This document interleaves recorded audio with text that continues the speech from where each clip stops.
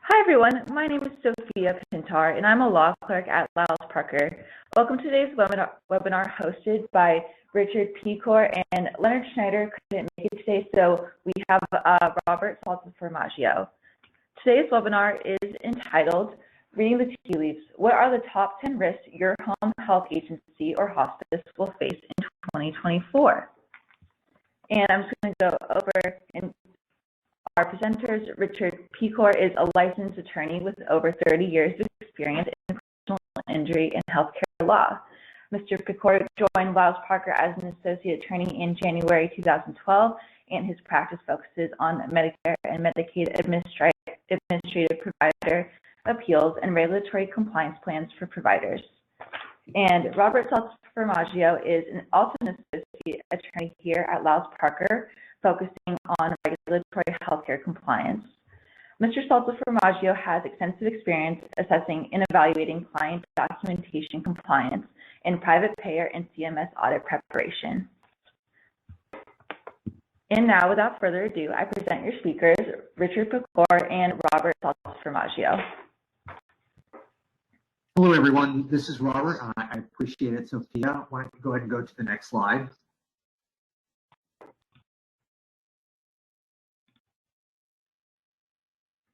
And this is just bios for everyone, so we can keep moving. And then just our usual disclaimer. As you know, this presentation is for general educational purposes only and should not be used as a substitute for qualified legal advice.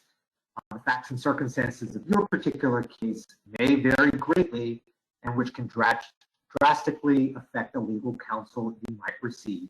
If you have any questions or concerns, we always recommend that you seek out the advice of a qualified healthcare attorney in your area. Next slide. So this is just an outline of our presentation today. We're kind of going to look back on the enforcement actions from 2023 and then kind of segue into what we expect to see moving forward into 2024. Next slide.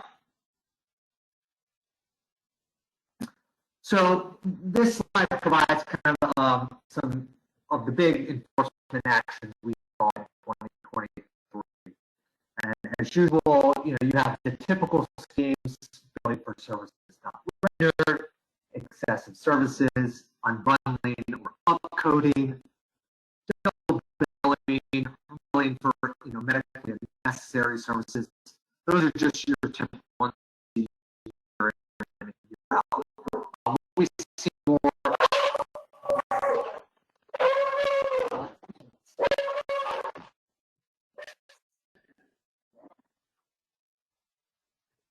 Sorry about that.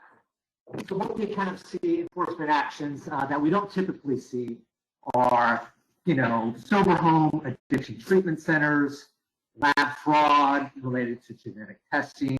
We still continue to see a lot of COVID-19 related schemes, testing kits, what we see a lot of, and then compounding pharmacies. Next slide. So this is, some by the numbers look at a lot of the enforcement actions we saw in 2023. Some of the major enforcement actions we saw related to the COVID-19 National Fraud Enforcement Action, where we saw 490 million in false billings. We also saw Operation Nightingale, where there was 7,600 fake nursing diplomacies and over 20 convictions. And then we've also seen more of the same with regard to our telemedicine and opioid enforcement actions. And then finally, with regard to the 2023 nationwide healthcare fraud enforcement actions, where we saw over $2.5 billion in fraudulent billing actions. Next slide. This is just kind of looking at some more of the numbers.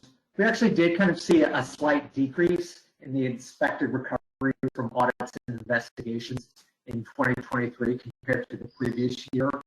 So in 2022, we saw about $4 billion in those recoveries, whereas in 2023, we only saw about $3.5 billion in expected recoveries.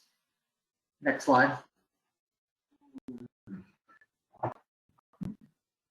So as usual, kind of the items we're seeing is that HHS is asking for increased monies. You know, we've seen a 1/3 increase in Medicare expenditures and Medicaid expenditures. So with all that money going out the door, we're going to see a lot more actions related to, you know, fraud and abuse and other nefarious schemes. So HHS has, you know, requesting with more money, and unfortunately, you know, their request is only about, you know, a slight, you know, increase to their budget compared to the overall increase in Medicare and Medicaid expenditures. And that's unfortunate because, you know, only 1 out of every 2,000 Medicare fee-for-service claims is undergoing a medical review. That decreased budget is, you know, seeing OIG not being able to act on 400 criminal and civil cases, 650 CMS referrals, and nearly 3,500 hotline complaints. So really with that reduced budget, again, it's seeing that the DOJ workforce is not being able to identify and combat a lot of the increased fraud schemes that we're seeing with the increased budget both to Medicare and Medicaid. Next slide. So what are we going to start seeing in 2024? Well, every year OIG publicizes its general investigative work plan, where, you know, these work plans kind of gives the public notice on what OIG's programming will be for claims and services in the upcoming year. And OIG also provides monthly updates, which includes the top 25 unimplemented recommendations from the previous year that would mostly positively impact HS programs with regard to the cost savings, program effectiveness, efficiency, and quality improvement. You know, we've seen a lot of these items remain the same year over year in the past couple of years that are related to the COVID-19 schemes. Now, for the upcoming fiscal year, or I guess now that we're in it, the fiscal year 2023-2024, key oversight of Medicare and Medicaid include, you know, identifying fraud related to COVID-19 testing and treatment, home health services, cybersecurity, prescription drug costs, eligibility and program integrity, opioids and substance use disorders, telehealth and other health technology, managed care and value care programs, and then finally the typical improper billings and payments. Next slide. So the 2024 work plan overview, you know, HHS OIG has kind of identified a lot of their priority outcomes that they want to see for the upcoming year. And, you know, a lot of these are very similar to what we saw in 2023. You know, priority outcome 1 is continuing to reduce the risk to beneficiaries from substance use disorders. OIG is also prioritized promoting patient safety and accuracy of payments in the home and community settings. They want to continue to improve the preparedness in COVID-19 response and recovery. Next slide.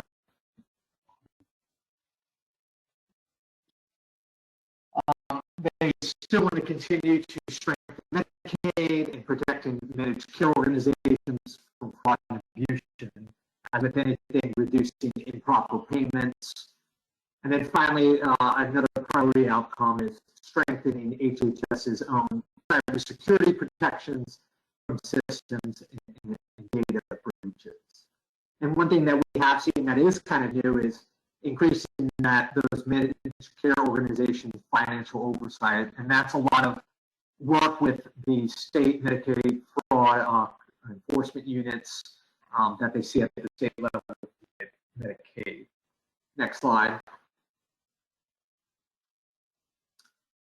Kind of the budget in brief. These is just kind of the way tops on some of the program integrity priorities that we see for this fiscal year.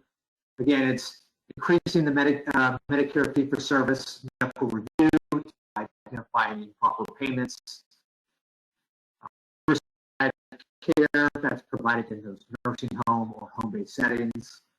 We want to see law enforcement prosecution of existing and emergency fraud schemes, increasing investigations and forensic audits to identify any fraud abuse. OIG is looking to increase specialized staffing for enforcement and oversight. And then finally, utilizing any cutting edge data analytics to detect trends and outliers. And, kind of just on that last one, we likely will see a lot of AI use going forward in HHS OIG's analytics. Next slide. And then finally, OIG has issued some new compliance guidance that came out last month and just provides a general update to the program. One thing that we do want to flag is that OIG is no longer going to be publishing updated or new compliance program guidance in the Federal Register. Instead, all the current updated or new CPGs will be available on its website, and there will be interactive links with resources. One thing for these CPGs that we want to highlight, there are both general and then industry-specific CPGs. With regard to the former, this applies to all individuals and entities involved in the healthcare industry. These CPGs address, key federal authorities for entities engaged in healthcare businesses, the 7 elements of an effective compliance program, adaptations for small and large entities, as well as other compliance considerations in OIG processes and procedures. On the other hand, these industry segment-specific CPGs are for different types of providers, suppliers, and other participants in federal healthcare industry subsectors. These ICPGs are tailored to address the fraud and abuse risk areas within each industry subsector and address specific compliance measures for those subsector participants that they can take to help reduce any risk related to fraud and abuse. Next slide. Here I'm going to turn it over to my colleague, Richard Pecore. Well, thank you, Robert. We're going to be looking at some of the specific areas now. Robert gave us a pretty good overview of where OIG is coming from. They're going to be asking for more money because they're falling behind. One of the things you'll notice is one of their priority areas. Home health was number 2 on the list. That hasn't changed really. The aftermath of COVID is still a problem. So they're going to be examining in not only their own agency, but in hospitals, cybersecurity threats and vulnerabilities, COVID-19 pandemic relief funding and its effects on nursing homes in selected locations. Texas is an area of focus for the home health and things of that nature. You're going to see that reflected in what happens in the hospitals when they start doing the discharges. So I think you're going to see an uptick in that area of enforcement. Audits of Medicaid applied behavior analysis for children diagnosed with autism. That came out in November 2023. And potentially preventable hospitalizations of Medicare eligibility skilled nursing facility residents. What you're seeing, this is just 4 of the topics that come out in the monthly work plans. They've got 12 months of these from the previous month. But what we're going to find as we get to these and as we go through them that they're still working on the compendium for 2 years ago. So they don't call it the compendium anymore, but they do. So if you want to know all the topics and specific studies and areas that are going out, you can go out to the OIG worksite. That link above will take you to each monthly report, and you can comb through them like I did. What I'm going to try to do as we go through these is we're going to focus on the different areas. Hospitals was top priority. Home health is going to be next. And we're going to look at both some of the studies that are coming out and if there's notable enforcement action, talk about that a little bit too. So next slide, please. So for home health agencies and hospice services, the extra focus on telehealth, opioids, and cybersecurity has led to fewer new initiatives. It's very strange. This is a strange year. We're seeing a lot of carryover from a year and even 2 years ago, just keeping everything pretty much the same. The priorities haven't changed in the budget or the work plan reports that have come out. I haven't seen a year like this, and it sort of makes sense with the backlog that they've had, and they're still playing catch up. But that will change as they start getting catch up. I'm thinking next year is going to be different. We're going to start seeing some progress and see some new initiatives. November, New Orleans law enforcement case, jury convicted a hospice owner for overbilling Medicare more than $600 a patient per day for the period of 2013 to 2019. He billed $62 million in Medicare claims and was paid about $47 million. The owner manipulated CPT codes 99236 for observation by upcoding or billing ineligible hospice patients, and 99233 level 3, which is the highest level hospital follow-up, which is unbillable in a hospice setting. So you're seeing two areas right there that got their attention in a hurry. So be careful of those two codes and how you use them. October 2023, law enforcement, that was down in South Florida. Let's back up one. Okay. And we need to go back one. There we go. In October 2023 in South Florida, a lead defendant in the South Florida Home Health Agency fraud scheme got 8 years and $8 million in restitution. Plus, he got a fine for billing BCBS for more than $36 million in physical therapy services from 2018 to 2023 that patients never received. The co-conspirators paid kickbacks to beneficiaries for filing false claims at 30 different clinics, paid kickbacks to co-conspirators for patient referrals. The moral of the story here is be careful who you do business with. If you don't know, you need to check them out before you get in bed with them, because as a biller, your home health agency could wind up being investigated, being suspended, have their license be kicked out of the programs.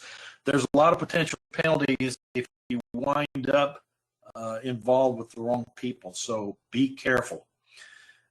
You see another one from November, September, August, and June there. One of the things I wanted to mention here in August, the churn and burn fraud thread countered by CMS, enhanced oversight of new hospices. This is a practice where you get these new hospices that'll open their doors, get a bunch of patients in, bill a bunch of services that they provide or don't provide, overbill a bunch, and then they'll shut the doors. Then they'll transfer the patients, set up a new shop, and start all over again. So again, be wary of new hospices that are opening up, especially if you got the same ownership, because that has attracted a lot of attention. They're getting a lot of investigation now that's going to focus on the Southwest here, California, Nevada, Arizona, and Texas. This probably, you can count on this expanding, because this is going to be a successful program, because they're going to find a bunch of stuff, and then they'll start expanding it to the rest of the country. Next slide, please. Telehealth, this hasn't changed a lot from last year. There's 4 new program initiatives that came out. One from April was something you need to be aware of, the OIG toolkit for analyzing telehealth claims to assess program integrity risk. If you want to be sure that your telehealth claims aren't going to get kicked back, run a few of these through the toolkit, and you can get a look at what OIG is looking at. That's the most important thing out of that one. Next slide, please. Skilled nursing facilities, the nursing homes in November 2023 in California. One of the law enforcement actions was a California SNF owner and management company agreed to a over $45 million consent judgment settled allegations of kickbacks paid to referring physicians in violation of the anti-kickback statute. The SNF medical directorship agreements were systematically being used to pay kickbacks to the physicians as an inducement for patient referrals, big surprise, to the 6 SNF facilities involved. Unfortunately, this practice is more common than it should be, but it's something to be aware of, that they're starting to focus on this more now. That came out in November, so this is a pretty new initiative. You see several more of those that have carried forward from the last couple of years, 2023, and even back to 2022, they're still working on. Some have been completed, some are still in process. Again, the OIG work plan, you go out to HHS OIG's website, that's where you can find them. Next slide, please. The next area, looking at laboratories, and the reason they're set up A, B, C, D, E in this is because that's the priority level that they got. So as we continue to go through these laboratories, outside of COVID-related fraud during the pandemic, I didn't see any new lab initiatives in the second half of 2022, but there were a few for 2023. They came out in the second half of the year. Medicare Part B payments are going to be looked at, trend analysis for lab billing for potential fraud and abuse with COVID-19 add-on testing, which of course makes sense. The COVID scam fallout, that's pretty much just kind of, what's a good phrase, cleaning up. There's still a lot of that. Obviously, the crest of the wave has already gone past, but they're still dealing with a lot of the fraud out. And here again, there are additional fraud schemes that come up that you want to be aware of in the lab setting. OIG recently uncovered a scheme where labs were billing Medicare for expensive, unnecessary, and sometimes unprovided genetic tests. On average, these tests can cost Medicare about $1,500 a piece. Alleged fraud in this case, in this takedown, was nearly $1.4 billion. So again, 26 labs were suspended and will probably lose their license, be kicked out of the program on that one. Next slide.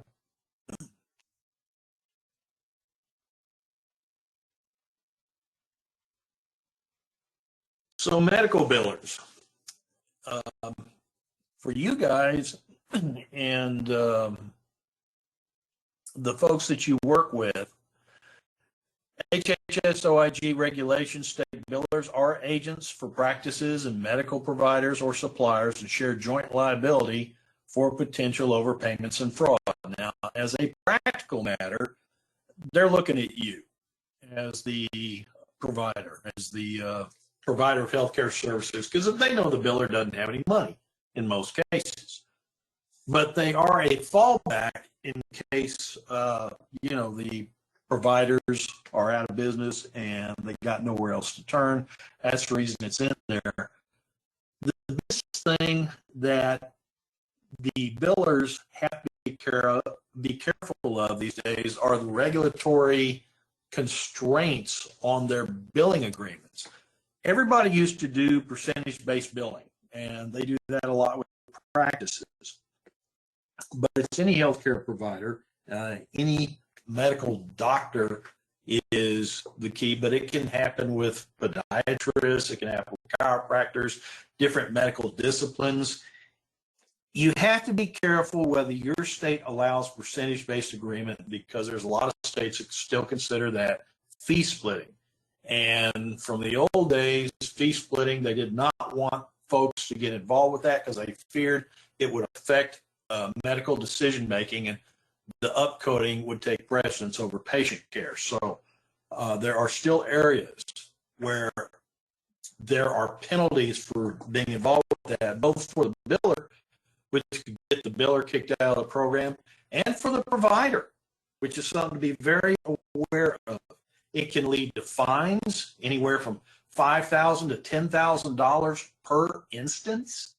It can lead to suspensions. It can lead to revocations, and even being expelled from the program. So You have to be very careful. Billing didn't used to be as big an area as it is now, but we're seeing that trend in state law, especially with Medicaid claims happening more often.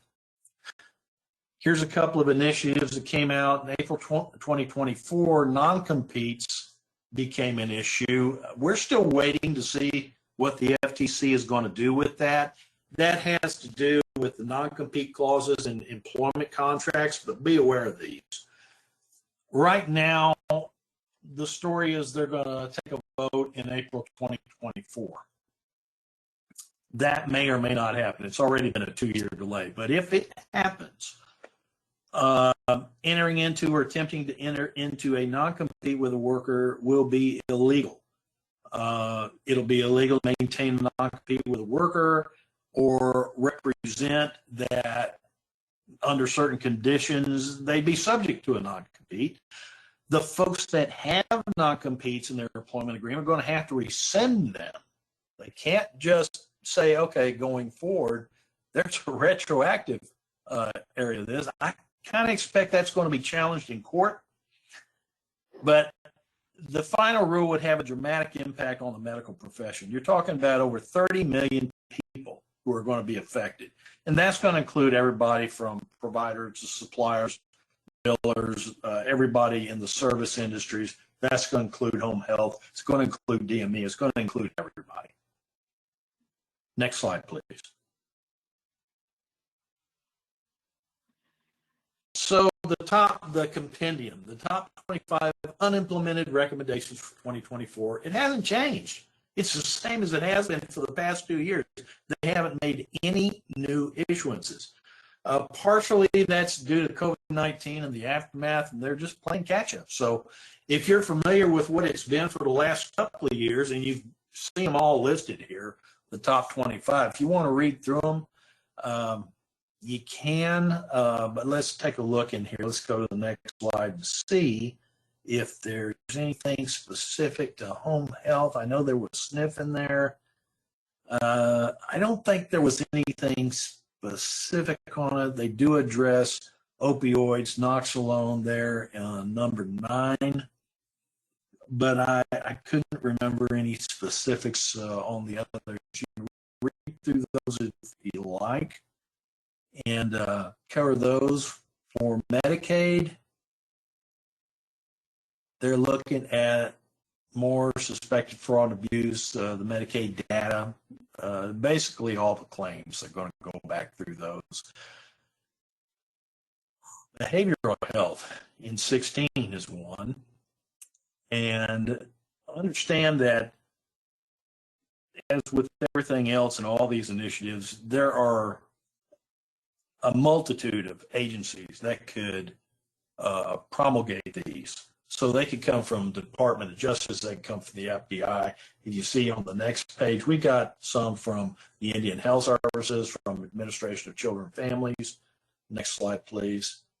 National Institutes of Health, FDA, and then just general departmental recommendations. Again, down at the bottom, gaps in cybersecurity.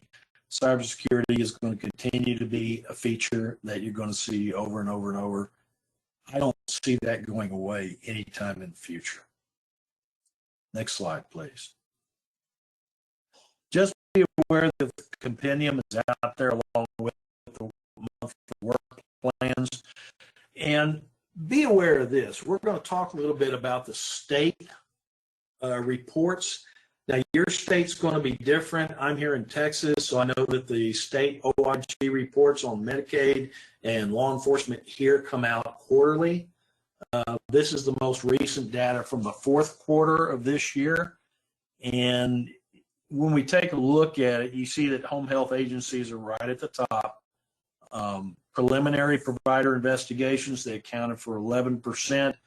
And full-scale investigations, they were 19%. So you'll see when we look at the numbers here, number A, basically overpayments and underpayments is going to account for providers and MCOs, obviously, are 93% of the money of where those recoveries came from. So the providers are the main area of law enforcement on these. Same thing with the cost avoidance, the claims they deny and don't have to pay. 87% of those were the providers and managed care organizations. And for number C, the only reason I really put it on there is so that you understand that almost 3,576 cases being closed out of over 4,000. 88% of the criminal cases, the benefit program integrity unit, 88% of the cases that they open, and these are probably civil, get resolved. And it's usually with overpayments or denials or whatever. But if you look over there, there was over $12 million in overpayments, and in the red, the chances of a criminal referral coming out of this area in the benefit program integrity is not large. It's less than 1%. It's less than half 1%. But it's still there. So, you know, we warn you about criminal activity, and usually the criminal activity is just, these are really stupid people that have done really stupid things for a really long time. Sometimes it can be quite sophisticated, but at some point they have to rely on people who aren't so smart, and that's usually where they get tripped up. Just be aware that it's out there, and if you're dealing with folks that you're not so sure how sharp they are, you might want to give them a second look, or maybe look for another resource there in that case. Next slide, please. The charts and graphs here, I wanted to give you a feel for where this is going on the appeal side, because submitting claims is what this is all about. You try to use your compliance plan, and you try to use your risk analysis and your audits, your sample audits, as your primary tools to do everything you can to lower your profile, to reduce your risk going into the billing season. And the reason you do that is because you want to stay small. If you can, you want to avoid every type of audit except random audits, which you can't avoid. Sooner or later, those will come around, and you can't do anything about those. But everything else you can. Getting your documentation right, focusing on medical necessity, focusing on homebound, having the documentation to back it up every single time. And that doesn't mean just having it in the file. That means when you send it in. If you're having certifications, you need to have the base recertification included with it, a copy with it, and the previous ones leading up to it, just so that you can show them where the source came from. A lot of denials have to do with either missing paperwork or insufficient paperwork, or the other big one, which is cloning of notes. That is a huge one. Anytime you have a note that repeats the same information, you can have that in there, but you've got to add new information for each individual note. It can't be word for word what you put in before, or have one sentence different. It needs to be more than that. So be aware of those things. Let's take a look at the numbers from 2022. And you see for the Part A redeterminations and Part B redeterminations and DMEs, you see the favorable, unfavorable rating there. And you see that most of them on the Part A side have been unfavorable. And on the Part B, most have been favorable. Now, that was in the past year. And you see that most of it's based on E&M services. When you look at the hospice and home health, you're talking 6% of the total claims that and cases that have been appealed. Most of the time it's coming from hospitals, which makes sense, and drug cases, which they said they were going to focus on. But there's still a lot. Understand that we're talking about tens of thousands of cases because the appeal rate has gone through the roof. Let's go to the next slide. I think I've got a slide in here that illustrates what that's been, because for the past 10 years, we had an explosion in the appeal rate. We have finally caught back up this year. The backlog's over, but it lasted 10 years. And it was at the point where they were dismissing so many cases. If your case was heard, if your appeal was heard, it was more likely to be kicked out. And if it wasn't, you have very little chance of a favorable ruling. And it was going to take you 6 years to get to an ALJ. And in that case, you're going to be repaying the overpayment before you ever get heard. And if it's a $2 million overpayment or $3 million, I don't know too many people that could sustain that. They were out of business. The reconsideration level, you had the same sort of situation, only these were mostly unfavorable across the board by almost 2-1. And you see, again, hospice, home health, and SNFs were running anywhere from 5% to 9% of the cases, but you're still looking at 3 and 20 is almost probably 45,000 cases there on the decided claims. So that's a lot of cases because there's a lot of claims associated with that. Next slide, please.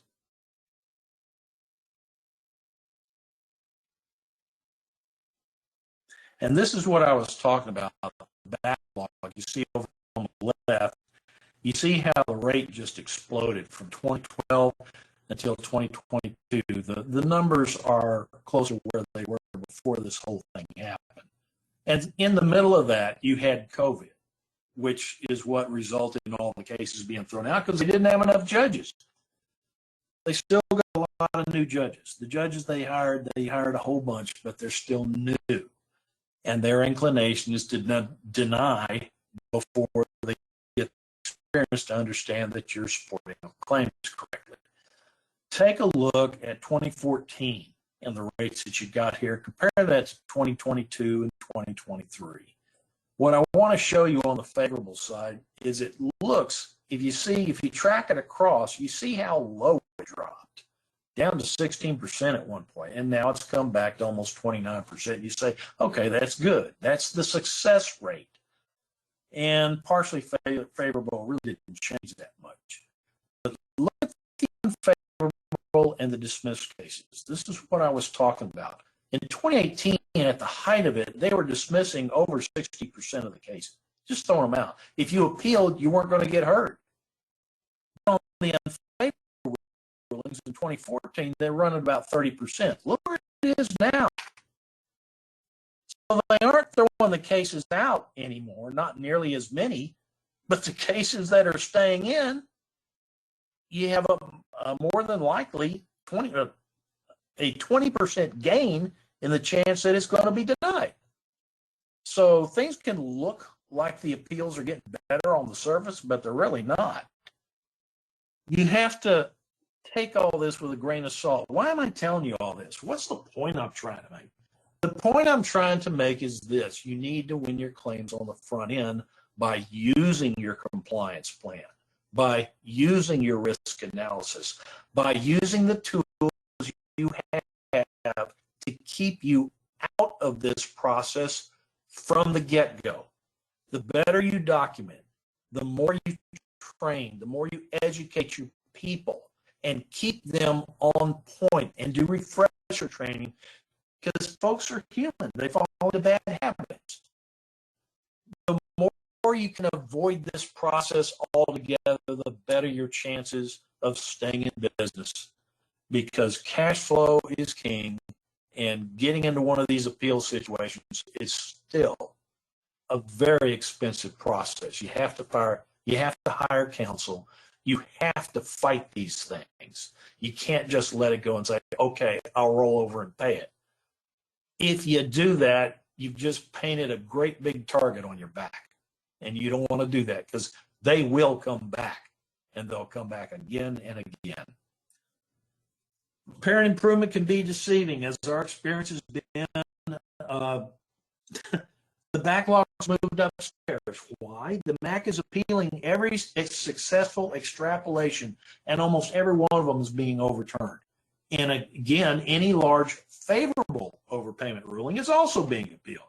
And many of those are being overturned. Why? The government doesn't like giving up the cash, and they have an unlimited bucket in their war chest, and they can just keep appealing until they win. Earlier on in my career in healthcare, I was involved in a $6 million case as far as the claims, and we won every one of them at the lower levels. We won them at the ALJ level. The government just kept appealing until they found a sympathetic judge, and they won. It just goes to show you can't fight City Hall. You have to try, but your better bet is to avoid it altogether. Next slide, please.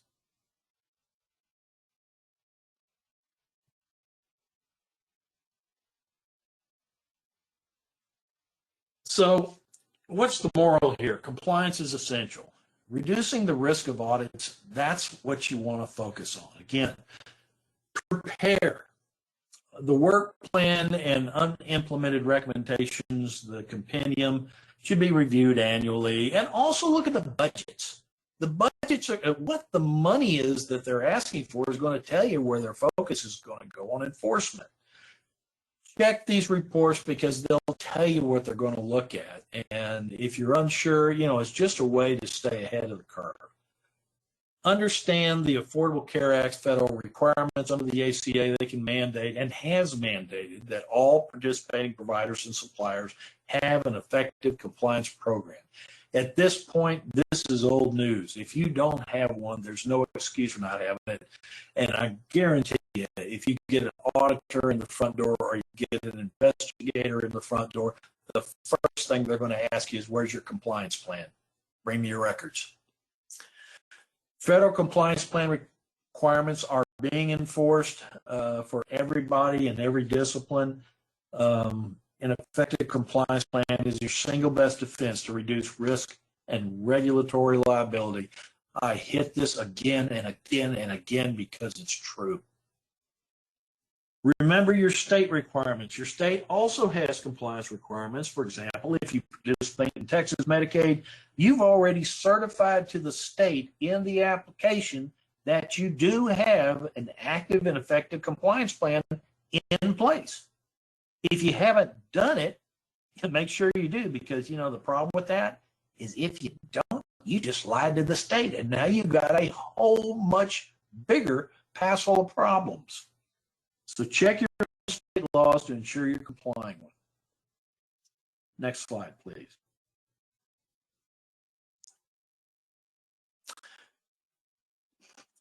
HHS final rule on anti-kickback statute and Stark revisions from December 2020. This is just kind of catching up on some of the recent changes that have happened in the last few years. And the final rule change implemented 7 safe new harbors, modified 4 existing and 1 exception. Stark is one of the most complicated areas of the law. You need a lawyer to help understand it. If you think you have a Stark situation that involves physician self-referrals, you need to contact a healthcare attorney immediately and see what you're looking at. Exception in this case on the AKS Stark revisions was the telehealth for in-home dialysis, an amendment to the definition of remuneration, which means basically anything of value, in the CMP rules, which are the civil monetary penalty rules, 42 CFR 1003.110. The CMP's assessments and exclusions, interpreting and incorporating a new statutory exception to the prohibition on beneficiary inducements for telehealth technologies furnished to certain in-home dialysis patients. The next one, the HHS Office of Inspector General fact sheet. That's a handy little reference tool there. There's the link. Final rule revisions to the safe harbors under the AKS. That's just so you can see it and read it. And the last one, CMS modernization and clarifying the physician self-referral regs, the final rule. Again, it's just another handy little PDF you can go to. A couple of them you can check out there. Next slide, please. And then just a reminder, back when these came out, after the 2019 final rule entitled Medicare, Medicaid, and Children's Health Insurance Program Integrity Enhancements to the Provider Enroll Process, just reminding you that the reasons for revocation went up, almost doubled, went from 12 to 21. The newer ones there, they've been around now for several years. And, 13 through 21 there, it still goes along with all the regular ones, noncompliance, felonies, on-site reviews, false misleading information, misuse of billing number, abuse of billing privileges, just the same old things. Medicaid termination, prescribing authority, improper prescribing practices. 15 and 16 were set aside. Debt referred to the U.S. Department of Treasury. Affiliation that poses undue risk, billing from a non-compliant location, abusive ordering, certifying, referring, or prescribing of Part A, Part B services. Next slide. And they also expanded the enrollment and re-enrollment denial regs, which is 42 CFR 424.530A. And this one was in the same sections there, and it went from 11 to 14. And you can see the last three they added, revoked under a different name, numerical identifier. This is part of the churn and burn process we were talking about before. Affiliation that poses undue risk, other program termination or suspension. If you've been terminated, suspended, especially if you've been excluded from the program, I do want to mention that you should be polling your employees monthly. In Texas, it's required monthly. We recommend it monthly for everybody now. The federal reg just should be every 6 months, but every state's a little bit different, but most of them now require it on a monthly basis. And you should be checking for that because the penalties are severe. It can get you tossed out of the programs and get you excluded. So, and it taints every single claim that person during the tenure of that person's employment. So that's a huge one. Also be aware of one other thing. If you get an excluded person, they come to you and they say they want to be employed. And they say, well, I see here that it says you were excluded before. Yeah, but it's expired. It never expires. Never. The only way you can is by applying to HHS, and they give you a letter on their letterhead that says you are now going to be allowed back into the program. You have to solicit and be approved. So unless they can produce a piece of paper and show it to you that says, I've been readmitted, you don't touch them with a 10-foot pole. Next slide. I think that's it. Do we have any questions? We don't see any questions right now. So that concludes today's webinar, and thank you for joining us. And thank you to our speakers, Richard and Robert. Everyone from today's webinar will receive copies of the presentation slides to your email. And thank you so much. Thank you. Thank you. Thank you.